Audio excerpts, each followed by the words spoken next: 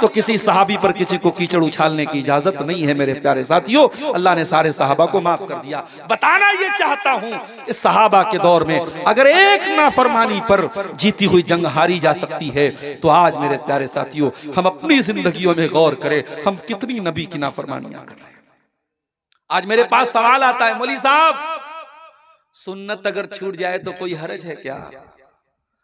अगर हम सिर्फ फर्ज नमाज पढ़ ले, सुन्नत ना पढ़े तो कोई हरज है क्या? ठीक है भाई, अगर कैलकुलेटर पे कैलकुलेट करोगे तो ठीक है। फजर में आप 2 रकात फर्ज पढ़ लो और जोहर में 4 पढ़ लो, असर में 4 पढ़ लो, मगरिब में 3 पढ़ लो, इशा में 4 पढ़ लो, हो गई फर्ज अदा। मगर जो नबी अकरम सुन्नतें पढ़ते थे और पाबंदी से पढ़ते थे, तो कैसा नबी का चाहने वाला है, तो कैसा नबी से मोहब्बत करने वाला है कि तू नबी की सुन्नतों को छोड़ रहा है। मेरे प्यारे साथियों यही हमारे ईमान की परीक्षा है, हमारे ईमान का इम्तिहान है। मेरे नौजवानों, ये चेहरे पर जो दाढ़ी है, ये दाढ़ी तुम क्यों रख रहे हो? पहले क्लीन शेव करने वाले नौजवान ज्यादा थे, अब दाढ़ी वाले नौजवान ज्यादा है। क्यों है मुझे मालूम है, वजह क्या है। पहले दाढ़ी ना रखने का फैशन था, अब दाढ़ी रखने का फैशन है। अब दाढ़ी रखने का फैशन आ गया। अब साहब फलां क्रिकेटर भी दाढ़ी रखे हुए, फलां फिल्मी हीरो भी दाढ़ी रखे हुए। इसका मतलब कि आपको नबी की सुन्नत से कोई लगाव नहीं, आप इसलिए दाढ़ी नहीं रखे कि नबी की सुन्नत है।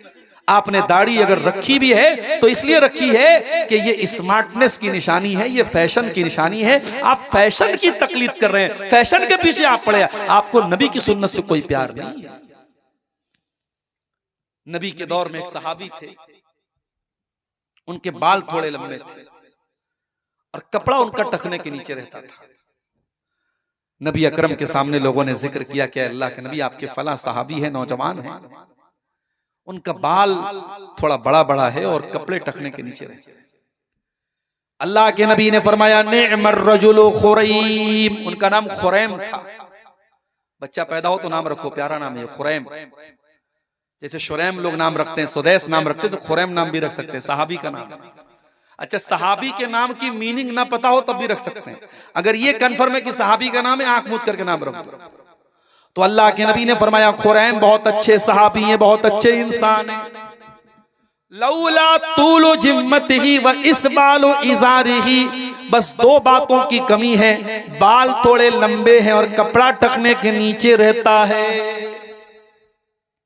हजरत खुरैम रज़ियल्लाहु ताला अन्हु को किसी ने बताया, ऐ खुरैम आज नबी के सामने तेरा नाम लिया गया और नबी ने तेरी तारीफ की, तेरी प्रशंसा की, तेरी शान में नबी ने अच्छी बातें कही, मगर नबी ने कहा खुरैम बहुत अच्छा इंसान है, बस 2 चीजों की कमी है। खुरैम के बाल बड़े लंबे लंबे और खुरैम का कपड़ा टखने के नीचे रहता है। ये 2 कमी है, पूरी कर ले तो खुरैम बहुत अच्छा इंसान है।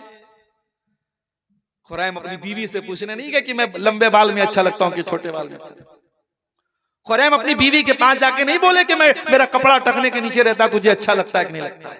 अगर नबी को अच्छा नहीं लगता है, बात खत्म। खुरैम ने कैंची उठाई, बाल छोटा किया और कपड़ा टखने के ऊपर करके उतना कपड़ा काट दिया। मेरे प्यारे साथियों, ये नबी के सहाबा थे। आज हम जो जलील और खार हैं वो इसीलिए खार हैं क्योंकि हम नबी की सुन्नतों से पीछे हैं, हम नबी की नाफरमानी कर रहे हैं। और कान खोल करके सुन लो, जब जिंदगी में नबी की नाफरमानी आएगी तो रोना पड़ेगा। नबी के सहाबा ने हजरत उस्मान गनी के दौर में जब उन्होंने जजीरे कब्रस पर हमला किया और उसको फतह किया तो मुसलमानों में खुशी की लहर उठी। मुसलमानों ने नारे तकबीर लगाया, सारे लोग तो खुशी के मारे खुश थे। एक आदमी रो रहा था। ये रोने वाला कौन था? ये हजरत अबू दरदा थे। अबू दरदा अंसारी थे, ये नबी के बुजुर्ग सहाबी थे। इनकी आंखों में आंसू बह रहे थे। लोगों ने कहा अबू दरदा ये तो खुशी का मौका है, ये तो नारे लगाने का मौका है, ये तो खुशियां मनाने का मौका है। आए अबू दरदा आप क्यों रो रहे हैं, क्या बात है? ये तो खुश होने का मौका है, आपकी आंखों में आंसू क्यों हैं? कहा है लोगों आज इन लोगों ने अल्लाह ताला की नाफरमानी की है, इन्होंने अल्लाह से बगावत की है, तो अल्लाह ने हमको इनके ऊपर गालिब कर दिया है। आज ये शिकस्त खा गए, आज ये जलील हो गए और अल्लाह ने हमको गालिब कर दिया। मुझे वो दौर याद आ रहा है, मुझे वो हालात याद आ रहे हैं जब मुसलमान भी अल्लाह की नाफरमानी करने लगेंगे तो मुसलमानों को अल्लाह ताला जलील कर देगा। मुझे वो घड़ी याद आ रही है, इसलिए मेरी आंखों से आंसू बह रहे हैं। मेरे प्यारे साथियों, जब आप रसूल की नाफरमानियां करेंगे तो जिल्लत और रुसवाई हमारे और आपके मुकद्दर में आएगी। और आगे बढ़िए, चौथी चीज, हमारी जिल्लत की चौथी वजह क्या है? हमें दुनिया में जिंदगी गुजारने के लिए भेजा गया था, हमें दुनिया के जरिए आखिरत की तैयारी करने के लिए भेजा गया था। हमें ये पाठ पढ़ाया गया था जुमा की नमाज में, हर जुमा को हम ये पाठ पढ़ते हैं, बल तुसिरूनल हयातद दुनिया वल आखिरतु खैरुन व अबका। है मेरे बंदो, तुम आखिरत को भूल न जाना, तुम दुनिया की रंगीनियों में खो करके कहीं जन्नत को भूल न जाना, कहीं जहन्नम को भूल न जाना। हम दुनिया की जमीनों के पीछे पड़ गए, दुनिया की जायदादों के पीछे पड़ गए, जबकि हमारा ईमान और अकीदा है, हम जानते हैं सब ठाट पड़ा रह जाएगा जब लाद चलेगा बंजारा। ये जमीनें यही छोड़ के जाना है, ये जायदादें यही छोड़ के जाना है, 2 गज जमीन में हम सबको दफन हो जाना है। हम जन्नत की जमीन पाने के लिए कोई कोशिश नहीं करते, वो जन्नत जिसके बारे में अल्लाह के नबी ने फरमाया कि जन्नत में एक कोड़ा रखने की जगह, यानी जन्नत में 1 स्क्वायर फीट का एरिया दुनिया की तमाम नेमतों से बेहतर है। मेरे प्यारे साथियों, हम दुनिया परस्त बन गए, दुनियादार बन गए।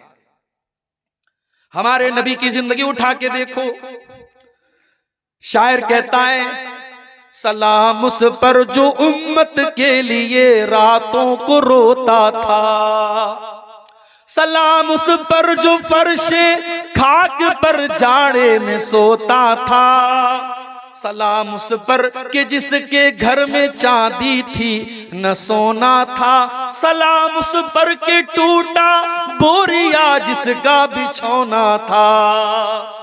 हमारे नबी ने कभी दुनिया की दौलत और दुनिया के ऐशो आराम के पीछे आप नहीं भागे। आप चाहते तो सोने चांदी के ढेर लगा सकते थे, आप चाहते तो आलीशान मदीना में अपना महल बनवा सकते थे, मगर मेरी प्यारी माँ बहनों, जरा नबी की बीवियों के हालात जाके पढ़ लेना। नबी की बीवियों ने बड़े छोटे छोटे कमरों में जिंदगी गुजार दी। आज तुम्हारे घर में वॉशिंग मशीन भी आ गया, तुम्हारे घर में गैस का चूल्हा भी आ गया, सर्दी के मौसम में हीटर भी आ गया, चाय बनाने के लिए इलेक्ट्रिक केतली भी आ गई, आयरन करने के लिए इलेक्ट्रिक आयरन भी आ गया।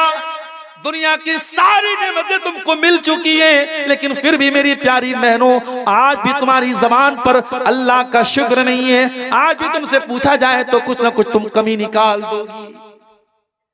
कभी गौर करो कि नबी की बीवियों ने कैसी जिंदगी गुजारी। हजरत आयशा से पूछा गया, ऐ आयशा, ऐ नबी की बीवी, अल्लाह के रसूल की जिंदगी कैसी गुजरा करती थी?